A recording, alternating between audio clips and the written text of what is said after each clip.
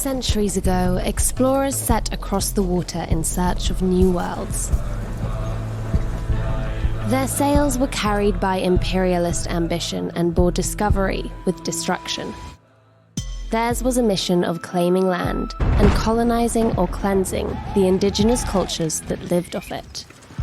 In the centuries since, colonies were mined and farmed for the materials and fuels of industrial manufacturing. Manufacturing that would enrich colonial motherlands beyond historic measure. The Earth's temperature rose by 1 degree Celsius. Ice caps melted and soil dried out, bringing heat waves and heavy rainfall. Communities that lived off the land were the first to feel its effects. The people of Ogali, we grow our crops, we drink the water from the stream, we get our protein, the fish from there, we get beef from the bushes, bush meat. That is gone. It's gone forever. The rivers are messed up, the forest is destroyed, the value of the soil is gone.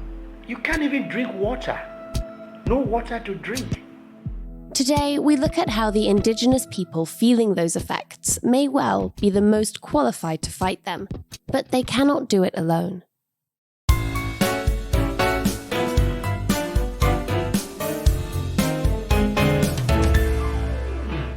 Hello, Guilty Feminists. I'm Matilda Mallinson, co-host of Media Storm, the Guilty Feminists investigative podcast, which puts people with lived experience at the center of reporting. In our latest episode, we investigated corporate oil spills in Nigeria. That voice you just heard was King Okpabi, ruler of Ogali, a river state in the Niger Delta. He told me of the destruction of his people's land with the arrival of the white man in Africa. You come here to do business, we receive you with wholeheartedness, you destroy everything about us. My story is very sad, and I don't think anybody is listening. Or just maybe people don't care. There are communities that live very much in sync with their environment, whose fossil fuel footprints are relatively small. And it's often those communities that pay the highest price for its production. Overnight, police held the ground where they clashed with Native American protesters.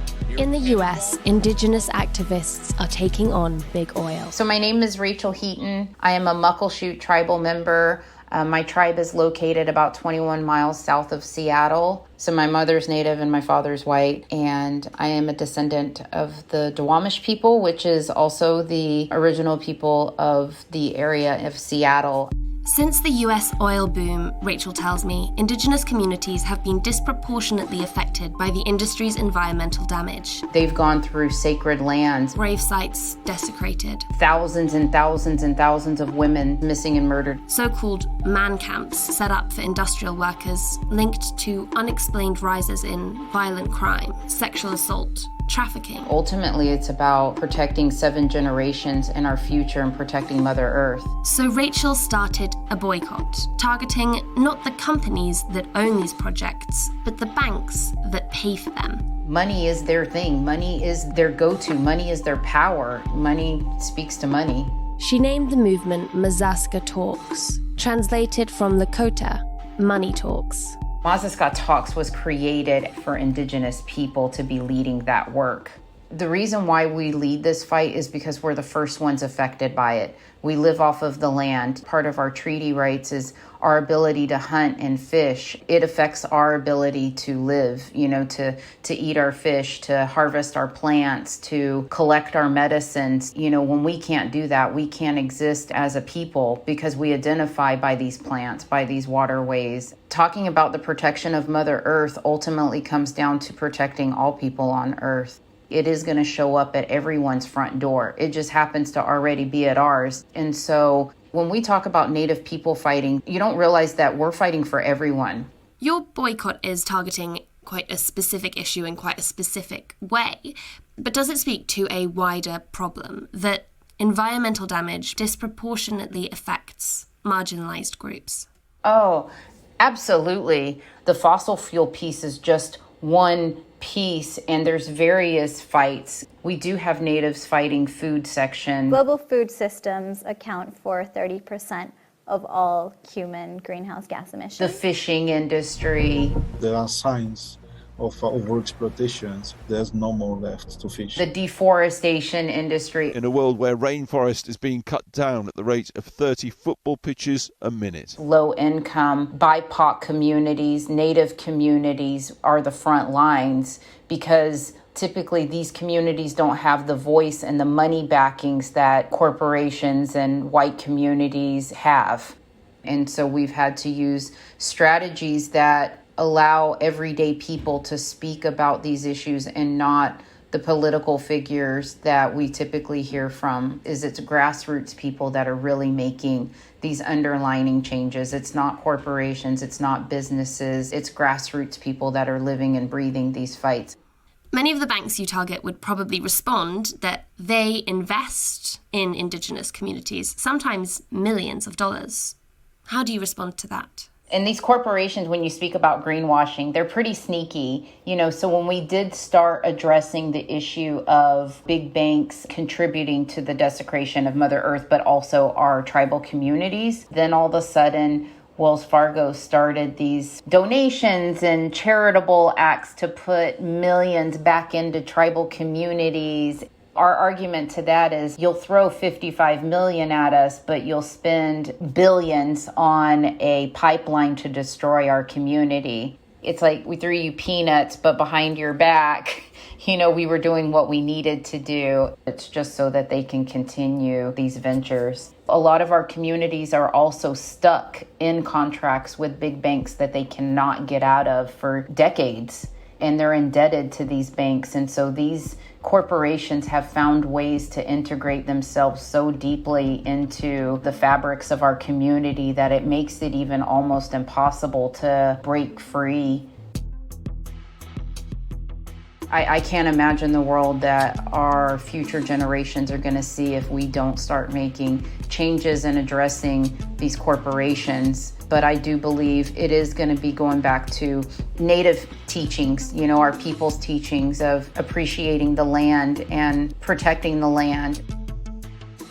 Just as Indigenous experiences reveal the realities of climate change, so can they bring some relief. Right, now, shall we start the podcast? Yes, please. Mothers of Invention is a podcast celebrating the work of marginalised communities to achieve climate justice. Welcome to Mothers of Invention, our brand new podcast where we show that although climate change may be a man-made problem, It has a wonderfully feminist solution. Its host, Thimali Kodikara, tells me climate change is a story of colonialism, one that has yet to end. We can't be leading with this idea that human beings cause climate change. When we talk about 1.5 degrees of global temperature rise, 0 is the Industrial Revolution. The Industrial Revolution would not have occurred without colonialism. And that's why we say that colonialism caused climate change. Indigenous people don't use the Industrial Revolution as 0. They talk about colonialism as being 0. Because when you look at Britain and other European countries that ploughed into their colonies, they levelled landscapes that were otherwise managed by Indigenous local peoples. For a long time, they knew how to take care and live in synchronicity with their landscapes. But then when you plant monocultures, you have to destroy entire swathes of land. And with that goes the biodiversity of the landscape. That actually is known to have created shifts in the climate. When so many Indigenous people were killed and when so much land was ploughed down, it created these crazy climate shifts that were felt in other parts of the planet. Right, so now is it just a matter of raising awareness of that injustice? Or is there something we can do with that awareness? In terms of the way that climate is reported around the world, we look at devastation in Bangladesh or Madagascar or any of these countries around the world. There's also this presumption, which again comes from colonial mentality for me, of these poor black and brown people. Look at them suffering all over the world, as opposed to the fact that they have adapted to climate for years and years and years and years. They have figured out how to do it without mental technology, with the least resources available to them in many, many, many circumstances. That is phenomenal intelligence that we can learn from if we choose to show humility. This presumption that people need to be saved or left to die is really bonkers when you think about how much knowledge we can gain from these communities. If you are trying to develop solutions in a homogenous environment, you are going to come up with half-baked solutions. You have to include different types of people, and ideally people who are existing at the front lines who know what this is like. And that, again, is not co-opting their knowledge. That's what the land back movement is about for Indigenous communities in the US right now. Saying, we know how to manage these landscapes. We don't need you to come and take our knowledge from us, colonize our knowledge and repurpose it for your own benefit. We've been there and done that. We're not letting you do that again. We want to have autonomy over our landscapes. We know what to do. We know how to do it. We know what level of urgency needs to happen here. We just need to get on with it now. Humility, I like that word as the takeaway. And maybe that's an uplifting spin because the solutions are out there. We're just looking in the wrong place. Exactly. I think everything is being sort of presented, or the mentality is sacrifice. Like, we're going to have to sacrifice all these creature comforts that we've had, and we don't want to suffer. And these amazing people all over the planet who have nothing in many circumstances and doing so much with it. The mentality is one of celebration and thriving and joy. It's colourful. It is expansive. It is all is driven by imagining beautiful futures for ourselves. Hear more from Thimali on the latest episode of Media Storm. Climate Frontlines, the truth about big oil. Let's take a break.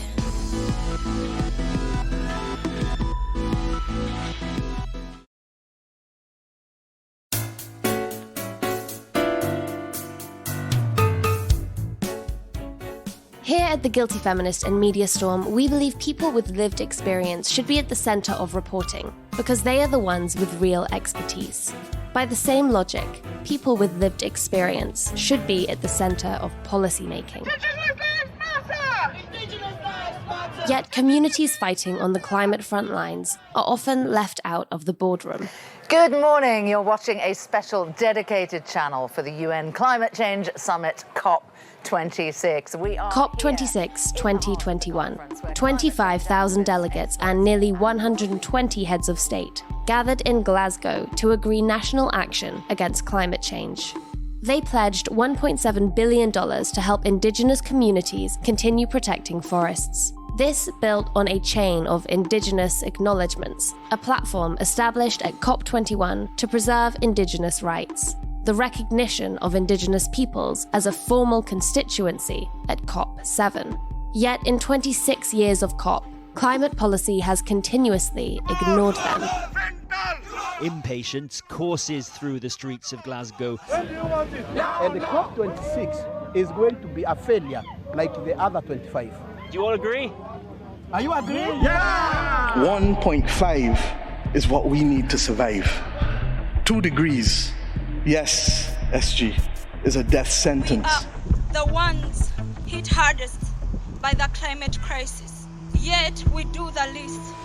We need climate justice in Africa. Como indígena del norte argentino, as an indigenous person from the northern part of Argentina, sabemos que hay políticas que invisibilizan a los pueblos originarios. We know that there's policies that invisibilize indigenous communities. I was invited to speak at the World Leaders Summit, but when I got to the podium, most of the leaders had walked out of the room already. My world is melting. This is our warrior cry to the world. We are not drowning, we are fighting. From America to Africa to Asia, Indigenous peoples from around the world were unified in one message. We have been protecting Mother Earth for centuries. Instead of fighting us, follow us. In the US and Canada alone, Indigenous resistance has stopped or delayed greenhouse gas pollution equivalent to at least 1/4 of annual emissions. What we do works. And if you aren't willing to back us or let us lead, then you're complicit in the death and destruction that is happening across the globe. The climate crisis is not some abstract dystopia, partly because it started, but also because it's solvable. The leadership is there. The question now is how to use it. Before we go, here's a quick announcement. Hey Media Stormers, exciting news. We're going to be at London Podcast Festival on the 18th of September at 7 p.m. at King's Place. We will be live recording 2 special half-hour episodes. Guests will be revealed soon, and the floor will be open to audience participation, so come equipped with your media grievances, and then we can all drown them in the bar afterwards. There are limited tickets available, so snap them up now. Go to kingsplace.co.uk. That's Media Storm at the London Podcast Festival on Sunday, the 18th of September at 7 p.m.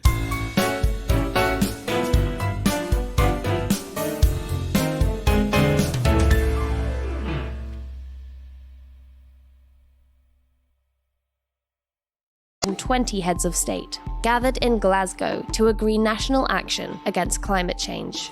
They pledged $1.7 billion to help Indigenous communities continue protecting forests. This built on a chain of Indigenous acknowledgements, a platform established at COP21 to preserve Indigenous rights, the recognition of Indigenous peoples as a formal constituency at COP7.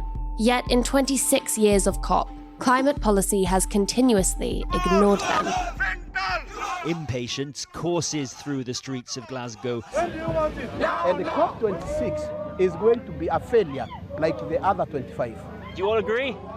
Are you agreeing? Yeah! 1.5 is what we need to survive. 2 degrees, yes, SG, is a death sentence. We are the ones hit hardest by the climate crisis, yet we do the least.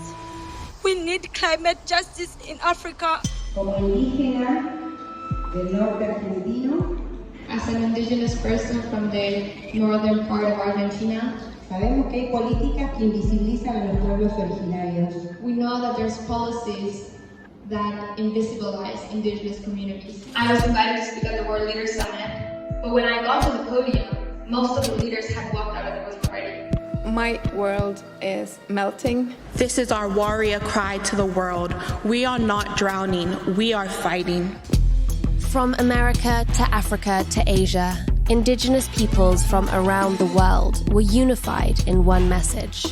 We have been protecting Mother Earth for centuries. Instead of fighting us, follow us. In the US and Canada alone, Indigenous resistance has stopped or delayed greenhouse gas pollution equivalent to at least 1/4 of annual emissions. What we do works. And if you aren't willing to back us or let us lead, then you're complicit in the death and destruction that is happening across the globe. The climate crisis is not some abstract dystopia, partly because it started, but also because it's solvable. The leadership is there. The question now is how to use it. Before we go, here's a quick announcement.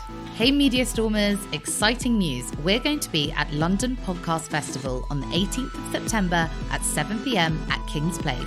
We will be live recording 2 special half-hour episodes. Guests will be revealed soon, and the floor will be open to audience participation, so come equipped with your media grievances, and then we can all drown them in the bar afterwards. There are limited tickets available, so snap them up now. Go to kingsplace.co.uk. That's Media Storm at the London Podcast Festival on Sunday, the 18th of September at 7 p.m.